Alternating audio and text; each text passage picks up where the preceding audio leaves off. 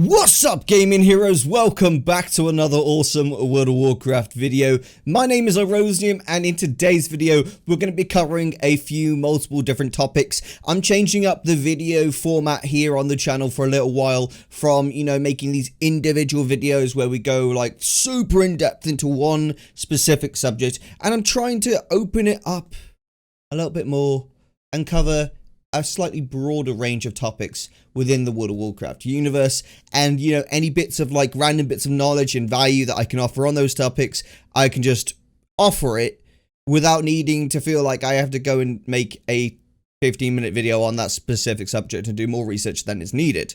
Alright, so I'm going to go ahead and do that. Really hope you guys like this video, and make sure you hit that notification bell. Again, just a quick thank you to all of my patrons supporting me over on Patreon. You're literally helping me achieve my dream of becoming a full-time content creator. Korthia is here! Korthia is so much fun, dude. Oh my gosh. It takes me back to the Warlords of Draenor times when we were able to just run through the world and collecting treasures. It's epic. I absolutely love the fact that I've only got 3 quests to do. Well, 4 quests now because I've got Renown 44. By the way, when you get Renown 44, you unlock a 4th daily quest. So now I've got 4 quests. I go and do the quests and I spend more time getting treasures, more time killing rare elites, more time doing random shenanigans like climbing trees than I do, but even doing the daily quests. That is awesome. That is the type of gameplay that I have been dying inside for.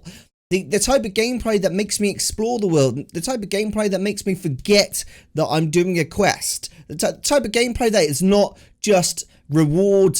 What do I have to do for reward? What do I have to do for reward? It's the type of gameplay I actually have fun doing. I love it. And guess what?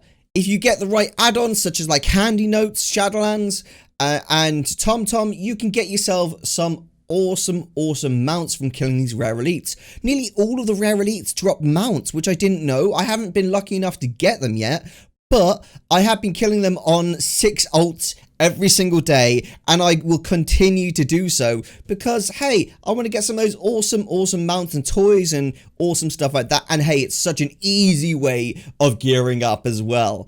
Alright, enough of that shenanigans, Orosium. Let's talk about a quick priority list of what we should be doing each day. Now, for the purpose of this video, I'm just going to assume that you guys are...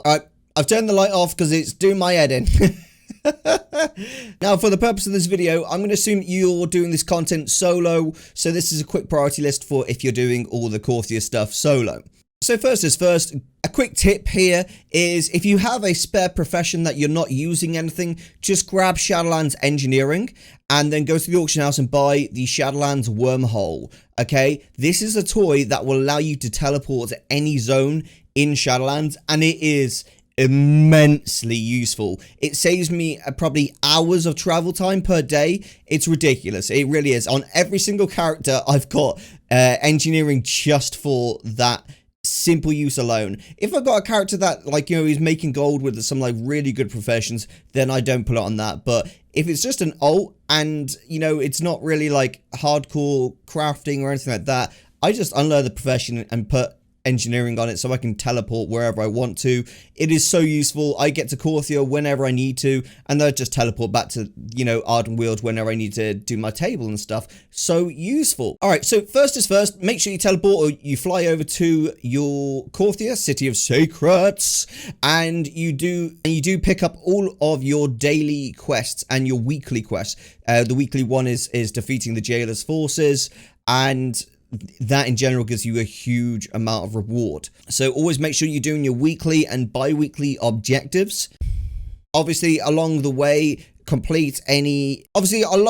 make sure you're keeping an eye on /1, your general chat, where people will constantly be saying, this rare elite is up, this rare elite is up, and just go and kill those rare elites whilst you're doing your daily quests. This is really useful. You don't want to put the blinders on and ignore these because you can get some insane rewards from these. So make sure you're doing that. Once you've done all of your daily quests, make sure you do a quick circle around the entire zone, and maybe jump on the Flaywing and fly over to the other extra zone and do that as well. Just do a quick circuit of it, pick up any treasures, any chests, things like that, and that will allow you just to get that codex research up even quicker. Once you've done that and you've done all your quests and everything like that, do your rift run. This is obviously where you go into a shadow rift and you basically go and find your 4 chests and your quests and stuff like that. I highly suggest looking on Google Images and just looking for the location of those chests. It will save you a lot of time trying to like find them and stuff like that. Just Google search it, where are the chests, have it on your other screen or have it on your phone or something like that, and just go to those zones and pick up the quests and pick up the chests each day. It will save you a lot of time. Also, make sure you do when you're outside of the rift. Make sure you do your spectral key one as well. And I highly suggest, again, Google Images. Just find where those keys are on Google Images and go to those locations, because they're different every day, unfortunately, so that can be a bit more difficult. I do show in the video myself doing those, which did take a little while, but I was doing it whilst doing other quests at the same time, so it was all good, and we killed a rare elite. Once you've done the rift, once you've done your daily quests, once you've done killing rare elites, just hang out. Do the slower objectives, the ones that take a bit more time to spawn. They can give you a lot of relic fragments, and this will just get your codex research even further along and save you a lot of time in the long run.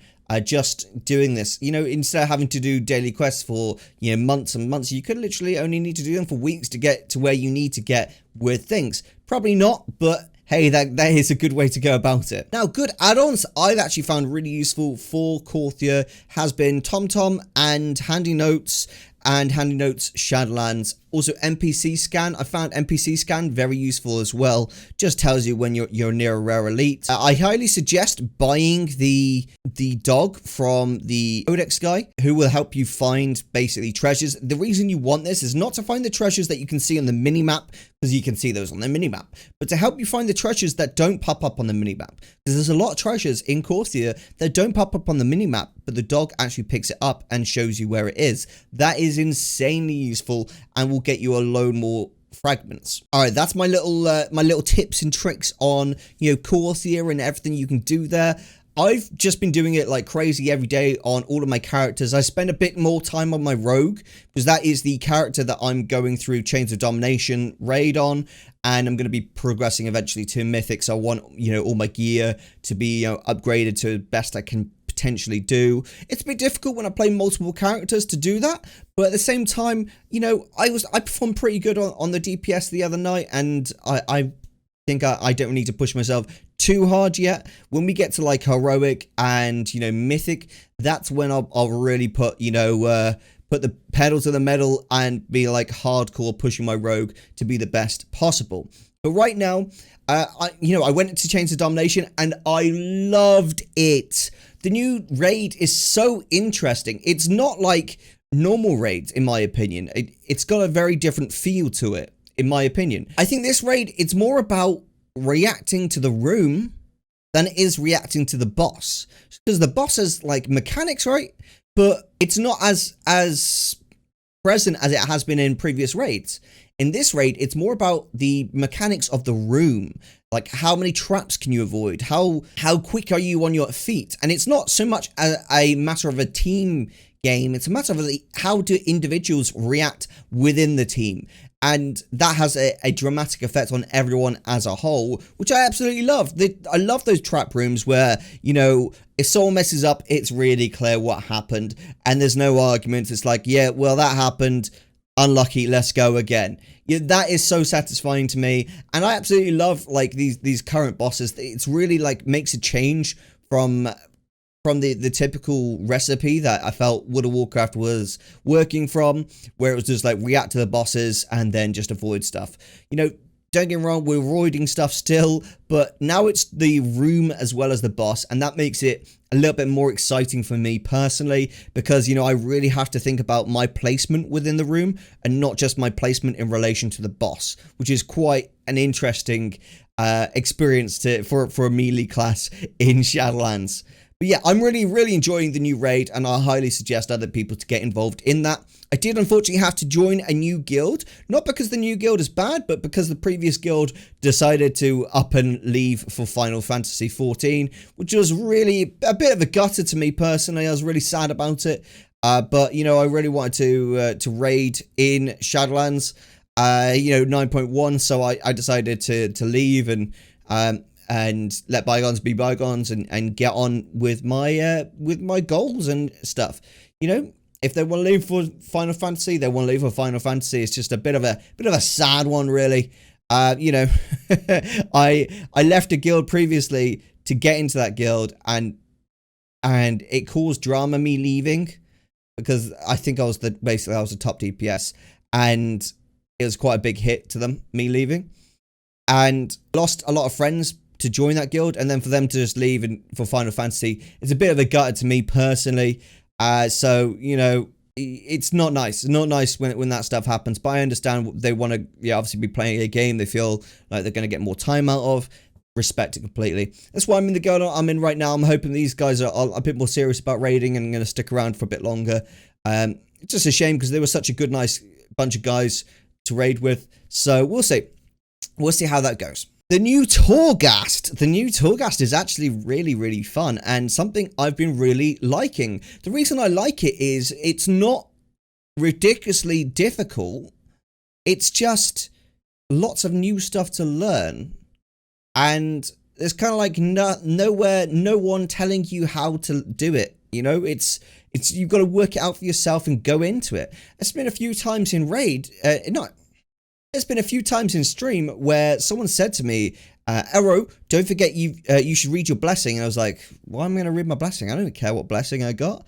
And and then I read the blessing and it says something like, you can kill vendors now, your vendors, and loot them for extra powerful abilities. So you buy from your vendor and then you can kill it and you get extra helpful abilities that basically allow you to kill the boss even quicker, and therefore smashing the score system completely different. Now that is an insane thing to me that I just didn't think about. You know, you could obviously, people should read abilities, but there's so often times in World of Warcraft when you're given abilities and you're just like, oh, another one, I don't care, it makes me stronger. You know, that becomes a really prevalent thing in World of Warcraft, and it's like kind of refreshing in Torghast to know everything that happens actually matters. And you know, deaths, for example, oh my gosh, I've got to be careful of deaths. I did not realize how much of an effect death has on you in Torghast with your score, so you got to be really careful with that. A lot of the time, if I die on an ult now, I just restart the Torghast run, because it feels like you're not gonna hit the score you want to hit if you do die. So yeah, that's been interesting. I also feel like with the Torghast as it is now, it's changed it from being, you know, you can do it on any spec, any class, however you want, to being a bit more serious, and you know, you have to do it on what's optimal and ideal for Torghast, which is good and bad in its own ways, but that could just be because it's the start of, you know, a new patch and we haven't got the gear yet that we should have to be completing these zones. So we'll see how that goes. But on a whole, I really feel reinvigorated by World of Warcraft, and I feel like 9.1 has some really positive changes that I'm really liking. And for one, I know there's still loads of you know, negativity out there from sources such as, you know, Belluar and other people like that. But in all honesty, I really am happy with the state of, you know, of 9.1 personally, and I'm having a great time with it. I really look forward to seeing how the game continues to develop and seeing about news for patch 9.2. I will see you guys later. Thanks very much for watching and clicking subscribe and hit the notification bell and checking out my Patreon. Massively appreciate. Much love. This is Rosium out. And by the way, if you want to get any, you know, brief updates about me, myself, and what I'm doing in World of Warcraft, I always post just random comments in my Discord about what I'm doing in World of Warcraft, and that often leads to questions, and you guys can like learn from basically the answers. We've got some awesome admin gold gurus in that Discord who just basically pummel you with information whenever you need it and ask any questions. It's super useful, and hey, it's just a place that you can meet other World of Warcraft players as well. So I'll see you guys later. Thanks for watching. Bye bye.